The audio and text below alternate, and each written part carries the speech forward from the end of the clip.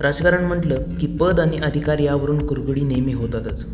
सध्या रायगडच्या पालकमंत्रीपदावरूनही असाच राजकीय संघर्ष सुरू आहे. राष्ट्रवादी काँग्रेसच्या आदिती तटकरे आणि शिवसेनेचे भरत गोगावले यांच्यात पदासाठी रस्सीखेच सुरू आहे.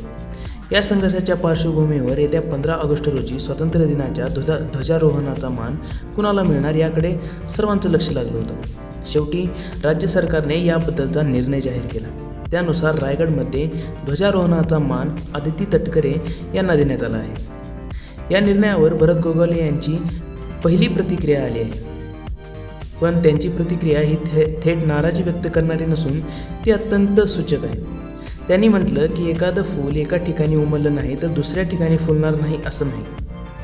त्यांच्या या वाक्याचा अर्थ असा की त्यांना जरी पालकमंत्री पदाचा मान मिळाला नसला तरी ते निराश नाही. त्यांना भविष्यात आणखी चांगल्या संधी मिळतील अशी त्यांची आशा आहे. एकंदरीत या घटनेमुळे महायुतीतील अंतर्गत स्पर्धा उघड झाली आहे. पण भरत गोगावले यांनी आपल्या प्रतिक्रियेतून राजकीय परिपक्वता दाखवत भविष्याकडे सकारात्मक दृष्टिकोनाने पाहिलं आहे.